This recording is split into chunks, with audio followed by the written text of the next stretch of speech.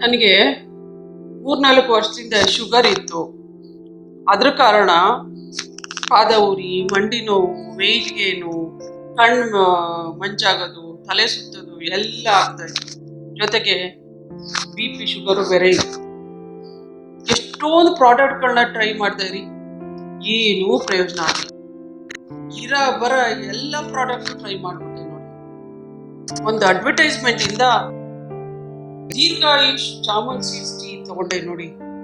ಬೆಳಿಗ್ಗೆ ಸಾಯಂಕಾಲ 2 ಹೊತ್ತು ಖಾಲಿ ಹೊಟ್ಟೆಲಿ ಜಾಮೂನ್ ಸೀಡ್ಸ್ ಇಂದ ತಯಾರಾಗುವಂತ ಟೀನ ಸ್ವಲ್ಪ ಬಿಸಿ ಇರೋ ನೀರಿಗೆ ಹಾಕೊಂಡು ಕುಡ್ದೆ ನೋಡಿ. ಶುಗರ್ ಇದ್ದಾಗ 300 ಇದ್ದಿದ್ದು ಈಗ ನಾರ್ಮಲ್ ಬಂದ್ಬಿಟ್ಟಿದೆ. ಈಗಂತೂ ನಾನು ಲವಲವಿಕೆಯಿಂದ ಎಲ್ಲ ನನ್ನ ಕೆಲಸ ನಾನು ಮಾಡ್ಕೋತೀನಿ. ಆಚೆ ಎಲ್ಲ ನಾನು ಒಬ್ಬಳೇ ಓಡಾಡ್ತೀನಿ.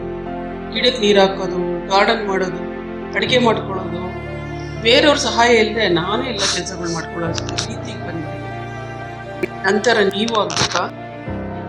ದೀರ್ಘಾಯುಷ್ ಜಾಮೂನ್ ಸೀಡ್ಸ್ ಟೀ ತಗೊಂಡು ಟ್ರೈ ಮಾಡಿ.